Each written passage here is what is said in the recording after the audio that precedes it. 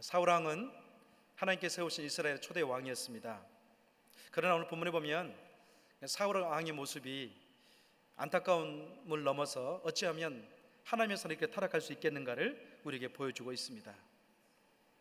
그러나 사울 어떻습니까? 영적 침체 가운데서도 그는 하나님이 찾지 않는 모습들을 우리에게 보여줍니다. 여러분, 사울이 겪었던 영적 침체는 또한 저와 여러분의 동일하게 찾아올 수 있습니다. 어떤 분은 믿음 생활하면서 나는 정말 독불 장군처럼 영적인 침체를 당하지 아니하고 승리할 수 있다, 그렇게 고백한 분도 계십니다. 그러나 성경에 보면 많은 믿음의 사람들이 영적 침체를 통해서 자기 인생을 돌아보면서 다시 하나님을 찾는 모습들을 우리에게 많이 보여주고 있습니다. 많은 믿음의 선진들이 하나님의 선한 사역을 감당하면서 어떻습니까? 뜻하지 않은 영적 침체를 많이 겪으면서 또한 기도를 통해서 일어나고 있는 것을 간증을 통해서 들을 수가 있습니다. 조엘 비키라는 사람이 영적 침체에서 벗어난 길이라는 책을 썼습니다. 이 조엘 비키는 믿음의 사람도 어떻게 하면 영적 침체 가운데 일어날 수 있겠는가, 거기에 대해서 답을 주고 있습니다. 또 한 가지 뭐냐면, 믿음의 사람 어떻게 하면 영적 침체를 겪을 수 있는가, 영적 침체는 어디에서 오는가에 대해서 답을 주고 있습니다.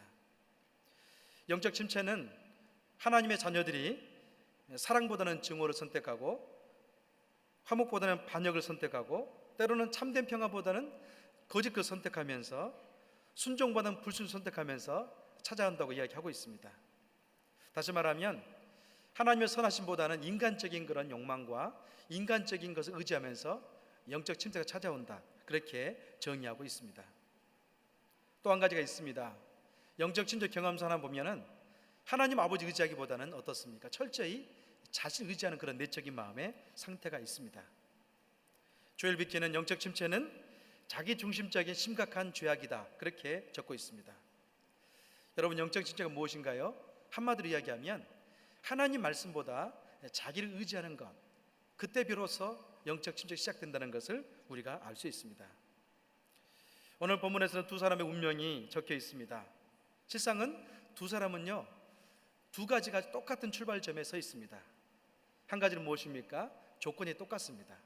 이 조건은 뭐냐면 사울에게도 그랬지만 다윗에게도 하나님은 분명히 함께했다는 그 조건 가운데 똑같은 출발선상에 있습니다. 하나님께서 사울을 선택했을 때 그는 분명히 기름 부음을 받았습니다. 또 다윗도 어떻습니까? 분명히 기름 부음을 받은 다음에 왕으로서 세워졌다는 것을 우리가 알 수 있습니다. 그런 의미에서 두 사람은요, 두 사람이지만 똑같은 조건에서 자기 인생을 출발하고 있습니다. 또 한 가지 똑같은 게 있습니다. 그것은 뭔가요? 위치가 똑같습니다. 사울 같은 경우는 하나님께서 이스라엘 백성들 가운데 초대 왕으로 세웠습니다. 그 다윗은 어떻습니까? 사울 이어서 또한 두 번째 왕으로 세웠습니다. 어찌 보면 하나님 함께 하시는 똑같고요, 왕이라는 위치 가운데 똑같습니다. 그러나 인생의 그 결과는 너무나 다르게 나타나고 있는 것을 볼 수 있습니다. 이들의 인생의 결과가 다른 이유는 어디에 있습니까? 어떤 주변 환경이라든지 소유의 많고 적음, 때로는 다른 것이 있지 않았습니다. 외부적인 조건과 상관이 없이 이들에게 다른 양상을 보이는 것은 뭐냐면 마음 때문에 다르게 결과를 낳고 있습니다. 철저히 마음의 중심부터 결론이 다르게 나타나고 있습니다. 마음의 중심 뭐가 있습니까? 신앙의 유무에 따라서 결과가 다르게 나타납니다. 오늘 본문인데요, 14절과 15절 말씀 같이 한번 읽어보겠습니다. 시작.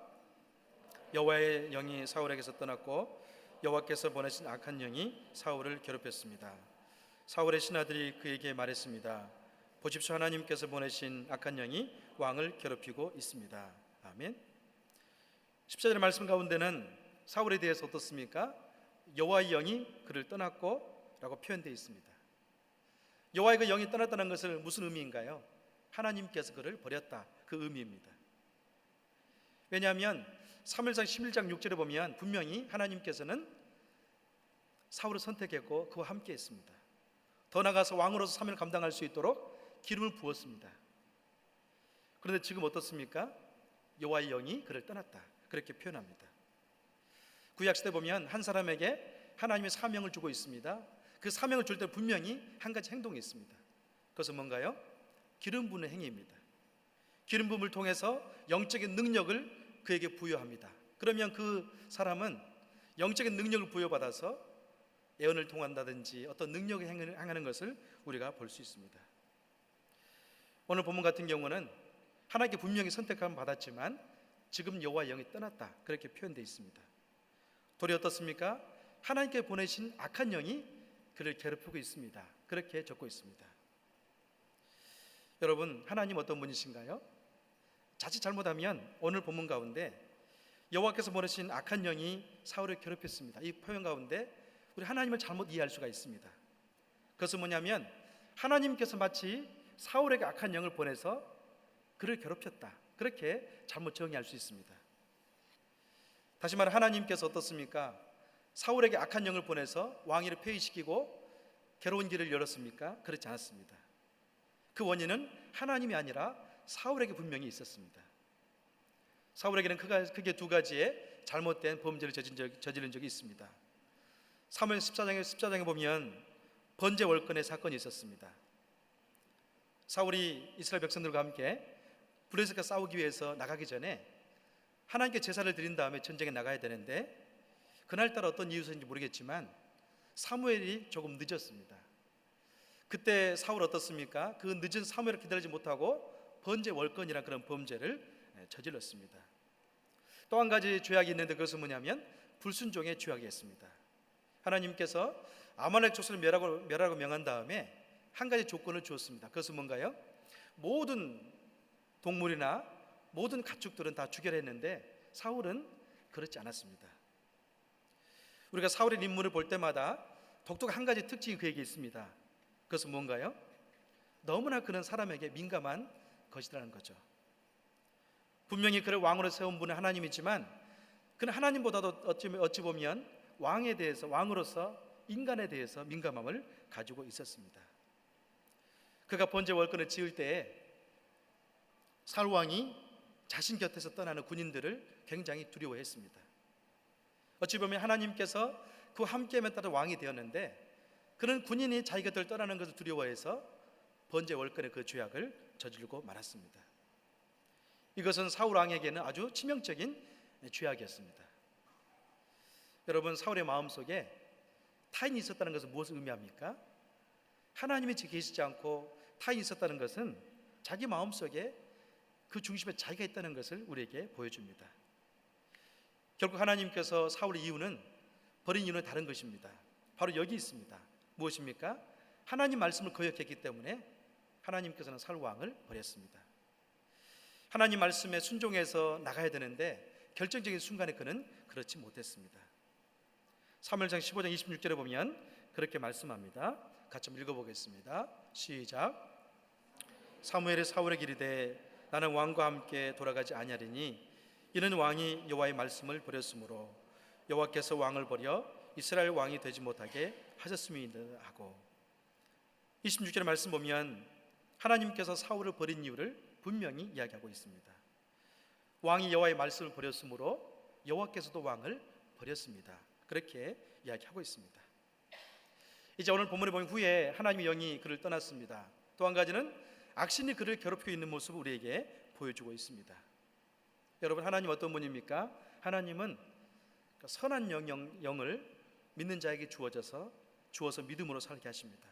그러나 때로 어떻습니까? 하나님은 악한 영도 믿는 자에게 때로는 불순종했을 경우에는 보낸다는 것을 우리에게 보여주고 있습니다.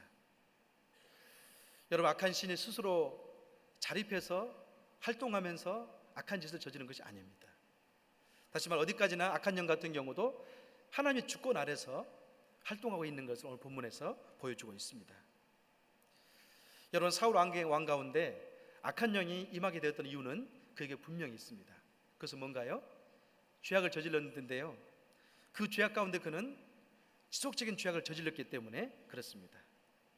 다시 말하면 사람은 누구나 실수를 범할 때도 있고요, 또 예수 믿고 살아가지만 죄를 범할 때도 있습니다. 근데 중요한 것은 무엇입니까?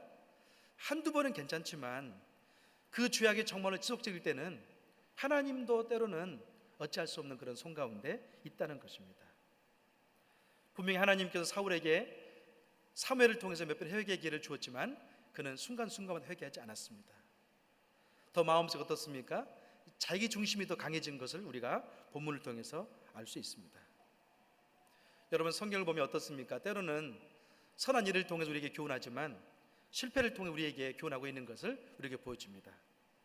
오늘 사울 왕 같은 경우는 하나님의 직접적 선택을 받고 난 다음에 기름을 받았지만 잘못된 그런 역사를 통해 우리에게 영적인 교훈을 주고 있습니다.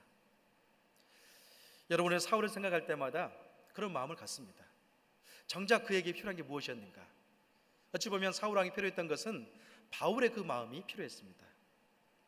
바울은 신약시대에 하나님의 선택을 받은 다음에 하나님의 사람으로서 귀하게 쓰임받았던 사람이었습니다. 그러나 그는 어떻습니까? 많은 업적을 이룬 다음에 항상 그의 마음속에는 겸손함이 있었습니다. 고린도서 15장 31절 말씀 같이 한번 보겠습니다.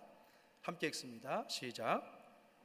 형제들아, 내가 주 안에 가진 바 너에게 대한 나의 자랑을 두고 단언하노니 나는 날마다 죽노라. 여러분, 바울 같은 경우는 하나님 은혜 가운데 선택받은 다음에 그는 정말로 누구도 따라갈 수 없는 많은 선교 업적을 남겼습니다. 또 가는 곳 어떻습니까? 교회를 세우고 많은 사람들을 하나님 말씀으로 세우는 그런 사역을 했습니다. 그런데 바울 같은 경우는 하나님에게 버림받지 않았습니다. 왜 그렇습니까? 31절의 말씀처럼 나의 자랑을 두고 단언하노니 나는 날마다 죽는다. 그런 고백이 그 인생 가운데 있었기 때문에 그렇습니다. 그는 하나님 앞에 선택받은 다음에 또 많은 열을 맺었지만 결국에는 끊임없이 자기를 비우는 그런 작업을 통해서 하나님의 능력이 그에게 임하게 했고 또 버림받지 않는 그런 순간을 만들었습니다. 사랑하는 여러분, 그러나 사울에게는 그렇지 않았습니다. 왕으로 선택함 받은 다음에 어디에 집착합니까? 자기 이름에 집착합니다. 자기 업적에 집착합니다. 그래서 결국에는 그 교만함이 하나님 말씀을 그에 가게 하는 것을 우리가 볼 수 있습니다. 오늘 본문에 보면 하나님께서 사울에게 악신을 보낸 이유 세 가지를 보여줍니다. 왜 하나님께서는 갑자기 사울에게 죄를 범했지만 정말 악한 신을 보내면서 그 사람의 인생을 타락시키고 있습니까? 거기에는 세 가지 이유가 있습니다. 첫 번째는 무엇인가요? 사울 왕의 왕위가 폐위됐다는 것을 보여주기 위해서 그렇습니다. 이 당시에 이미 법문상으로 보면 다윗 같은 경우는 기름 부음을 받았습니다. 그러나 실제적으로 많은 사람들은요, 이 사울 왕 가운데 왕권이 있었다는 것을 인식하고 있었습니다. 그런데 하나님께서는 이제 사울 왕의 시대가 끝났다는 걸 알리기 위해서 악신을 그에게 보냈습니다.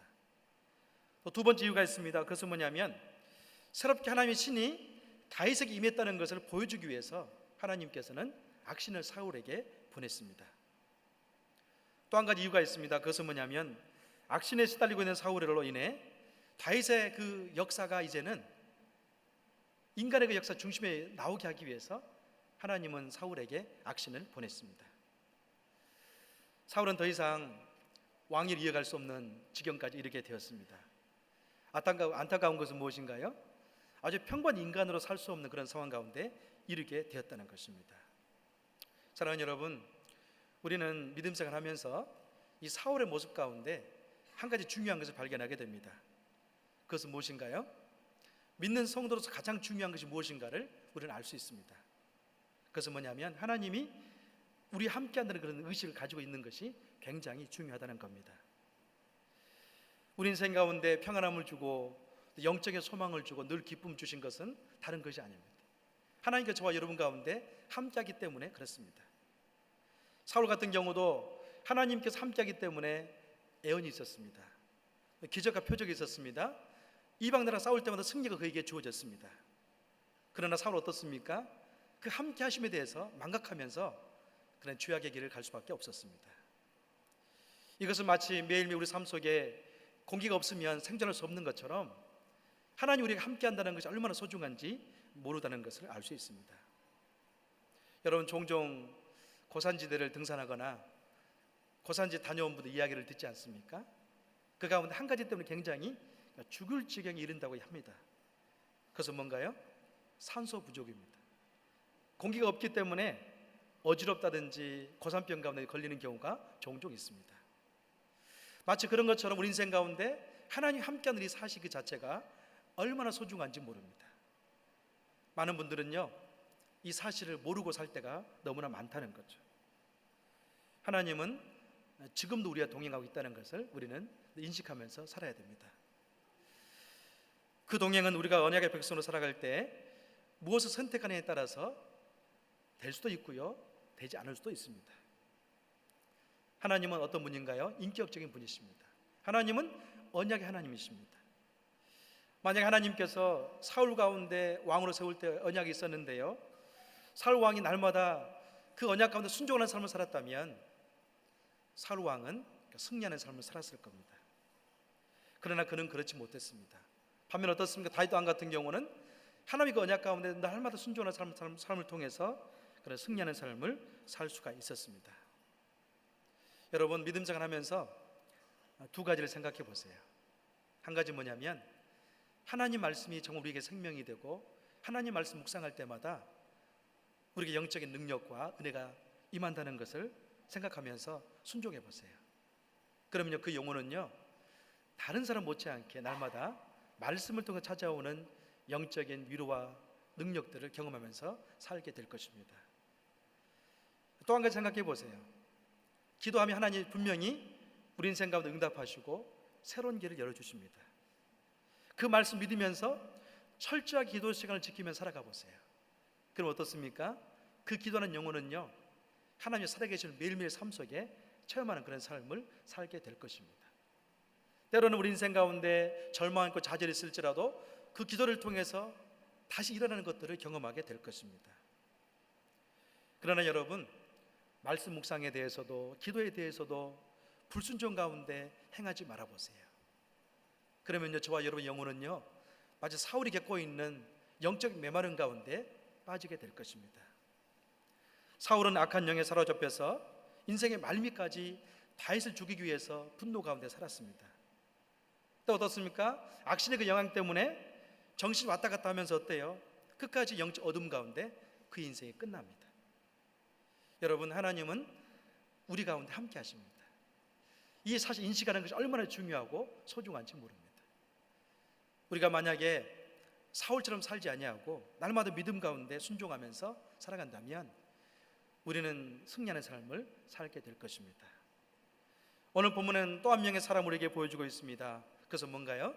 다윗의 인생의 전성기를 보여주고 있습니다. 역사는 실패를 통해 우리에게 교훈을 주지만 때로는 승리를 통해서도 영적 교훈을 주게 된다는 것을 알 수 있습니다. 이제 사울에게 여호와의 신이 떠나고 악신이 그를 부리고 있습니다. 이 순간에 어떻습니까? 사울의 신하가 사울에게 찾아가서 이야기합니다. 17절입니다. 오늘 본문 17절과 18절 말씀을 같이 한번 읽어보겠습니다. 시작. 그러자 사울이 신하에게 명령했습니다. 하프를 잘 켜는 사람을 찾아 내게로 데려오라. 신하들 가운데 하나가 대답했습니다. 베들레헴 사람 이새의 아들 하나를 알고 있는데 그는 하프도 잘 켜고 용감하며 말도 잘할 뿐만 아니라 외모도 준수합니다. 게다가 여호와께서 그와 함께 하십니다. 아멘. 여러분, 17절과 18절 말씀 보면 사울에게 신하가 소개하고 있는 장면, 다윗을 소개하고 있는 장면을 보면 사울과 대조된 모습들을 우리에게 보여주고 있습니다. 하나님께서 사울 왕을 떠났지만 다윗과는 함께한다고 이야기하고 있습니다. 그러면서 다윗 왕에게는 세 가지 중요한 특징이 있습니다. 하나님께 다윗에게 주신 은사가 있는데요, 첫 번째는 뭔가요? 다윗은 하프를 잘 켰다, 그렇게 이야기합니다. 고대 사회 가운데 음악을 통해서 이렇게 심리적인 그런 병을 치유하는 그런 전통이 있었습니다. 음악을 통해서 심리적인 그런 질병을 치유하는 그런 전통이 있었는데요, 사울에게 어떻습니까? 사울에게는 그 영향이 주어질 수도 있고 때로는 그 영향이 주어지지 않을 수도 있습니다. 왜 그렇습니까? 사울이 앓고 있는 질병은 심리적인 문제가 아니라 악신이 그에게 임했기 때문에 그렇습니다. 하나님의 사람인 다윗이 하나님과 함께 하심으로 말미암아 성령을 통해서 하프를 켤 때만이 고칠 수 있는 그런 질병이었다는 것을 우리에게 보여줍니다. 그래서 어떻습니까? 하프를 켤 때마다 다윗이 하프를 켜면 사울 왕 가운데 있는 그 질병이 떠났다는 것을 우리에게 보여주고 있습니다. 여러분, 우리는 여기서 중요한 것을 발견하게 됩니다. 그것은 무엇인가요? 다윗에게 들려진 하프가 중요하지 않다는 것을 알 수 있습니다. 다시 말하면 하프보다는 무엇이 중요합니까? 사람이 중요합니다. 만약 다윗에게 성령의 기름 부으심과 하나님 함께하지 않았다면 만약에 다윗이 하프를 켠들 어떤 의미가 있겠습니까?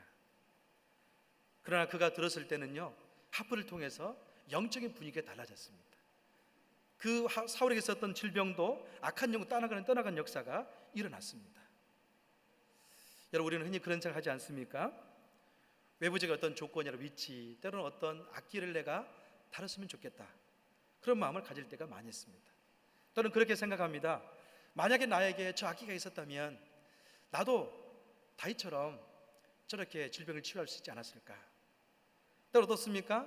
만약에 내가 저런 높은 위치에 있었다면 나는 저런 영향을 줄 수 있지 않았을까? 이 조건에 대해서 우리는 굉장히 집착할 때가 많이 있습니다. 그러나 그것이 아니라는 거죠. 무엇이 문제입니까? 당신의 인생 가운데 하나님 함께 하고 있느냐, 그게 답이라는 것을 우리에게 보여주고 있습니다. 만약에 우리 인생 가운데도 하나님께서 함께 하시고 성령의 기름 부으시 있다면 우리도 다윗처럼 영향 있는 사람으로서 사람을 살리는 것 가운데 인생이 들어줄 수 있다는 것을 우리에게 보여줍니다. 여러분, 전에 한번 제가 이야기했습니다마는 로렌스라는 형제가 있습니다. 그 형제는 하나님 임재라는 그 조그만 소책자를 썼습니다. 세상 이 책 같은 경우도 그가 주의 깊게 쓴 책은 아니었습니다. 이 책은 그 인생 가운데 일상을 기록했던 책이었습니다. 그 일상을 보면요, 다른 건 노력하지 않았습니다. 이 로렌스 형제 같은 경우는 딱 한 가지를 노력했습니다. 어떻게 하면 하나님 임재 가운데 내 인생이 펼쳐질 수 있겠는가? 그것을 연구하면서 영적 그 갈망함 가운데 매일매일을 살았습니다. 그는 수도원에 살았지만 유명한 수도 원장이 아니었습니다. 신부도 아니었습니다. 그냥 평신도 수사였습니다. 매일매일 그에게 주어진 일은 청소하는 거였고 또 설거지하는 거였습니다. 그러나 그의 마음속에는요, 한 가지 도전이 있었습니다. 어떻게 하면 하나님의 임재를 경험하는 삶을 살 수 있겠는가? 그거였습니다. 여러분, 시간 되시면 한번 읽어보세요.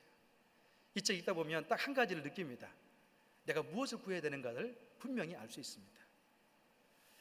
로렌스 형제는 그 존재 자체가 하나님과 동행함으로 인하여서 영향력을 주는 사람이 되었다는 것을 알 수 있습니다.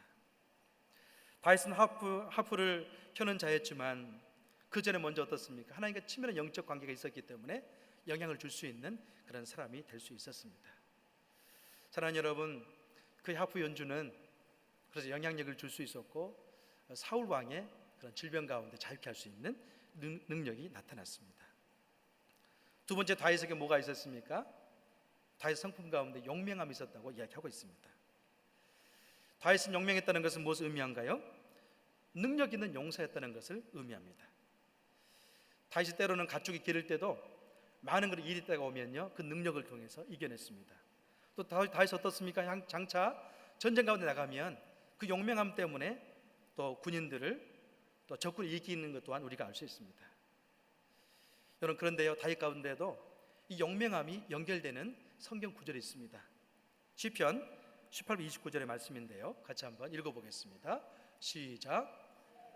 내가 주를 의리하고 적군을 향해 달리며 내 하나님을 의지하고 담을 뛰어넘나이다.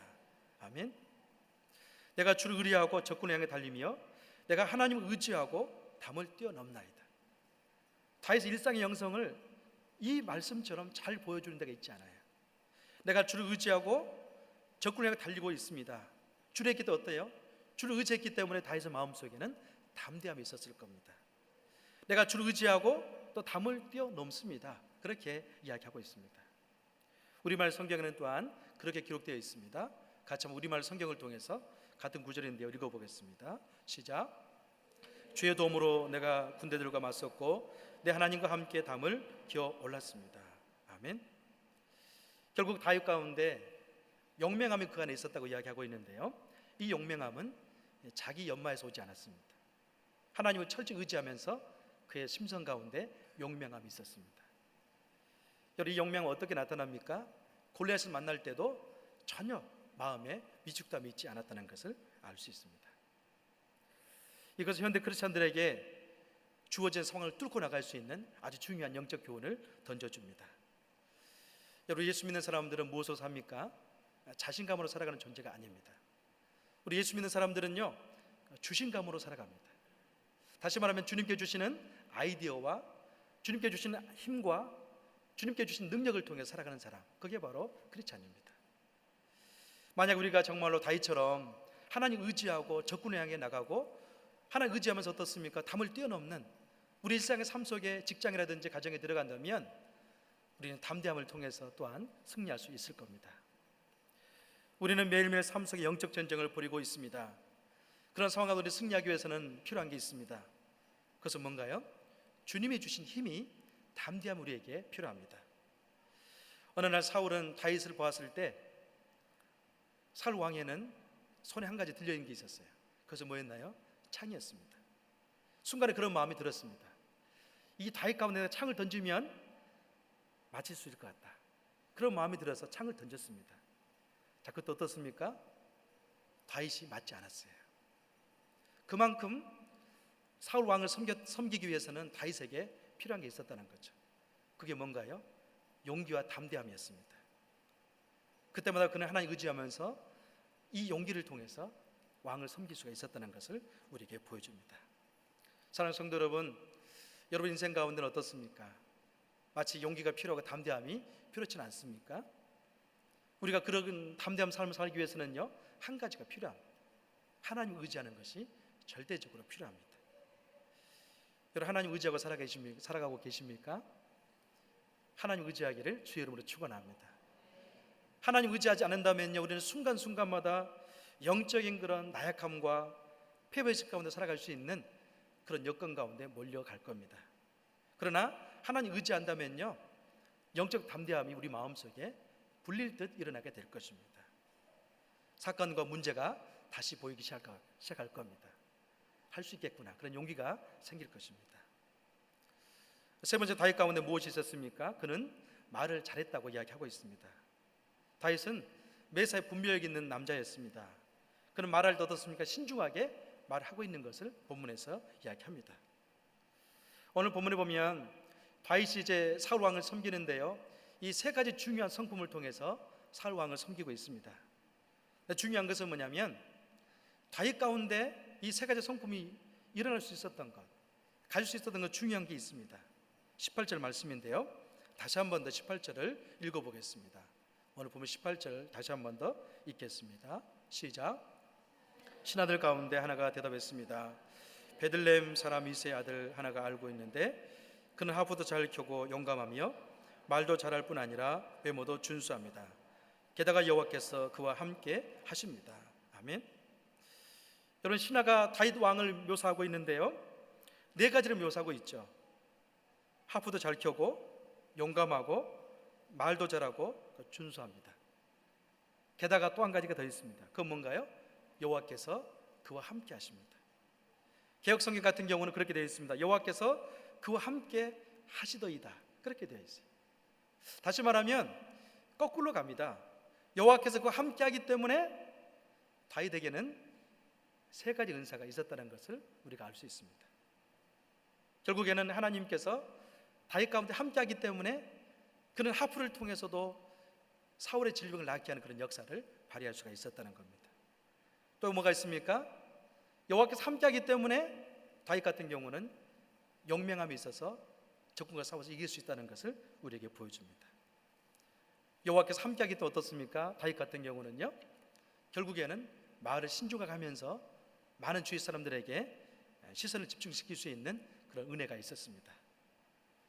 사랑하는 여러분, 우리는 다윗 왕이 사울을 섬기고 있는데요, 그 가운데 중요한 한 가지는 뭐냐면 하나님께서 함께하기 때문에 그 일이 가능했다는 것을 알 수 있습니다. 다윗은 지금 사울 왕을 섬기고 있습니다. 그런데 단순하게 하프 연주를 했다는 그 가운데 핵심이 있지 않습니다. 무엇에 핵심이 있습니까? 다윗이 어떤 존재였는가에 대해서 핵심이 있습니다. 그는 늘 하나님을 섬기되 늘 껴있는 마음으로 철저하게 섬겼습니다. 순종함으로 섬겼습니다.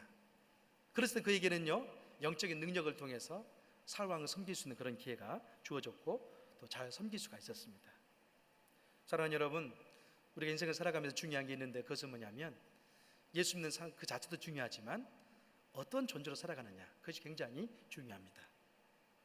만약에 저와 여러분이 다윗처럼 하나님 말씀 가운데 함께하는 삶을 살기 위해서 그분에게 집중한다면 우리는 세상을 통해서 어떻습니까? 하나님께 영광을 드러내는 그런 삶을 살 수 있을 겁니다. 왜냐하면 하나님이 다윗처럼 함께했던 것처럼 저와 여러분도 함께하고 있기 때문에 그렇습니다. 오늘 마지막 23절에는 그렇게 결론을 내립니다. 23절 말씀 같이 읽어보겠습니다. 시작. 23절입니다. 시작.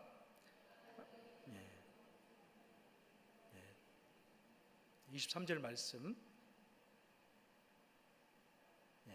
함께 읽습니다. 시작. 하나님께서 보내신 악한 영이 사울에서 내리면 다윗의 화표를 가져와 연수했습니다. 그러고 나면 악한 영이 떠나고 사울은 회복돼 기분이 나아졌습니다. 아멘. 오늘 결론은 바로 여기에 있습니다. 하나님께서 보내신 악한 영이 사울에게 내리면 다윗의 화표를 가져와 연주했습니다. 그러고 나면 악한 영이 떠나고 사울의 기분이 좋아졌다.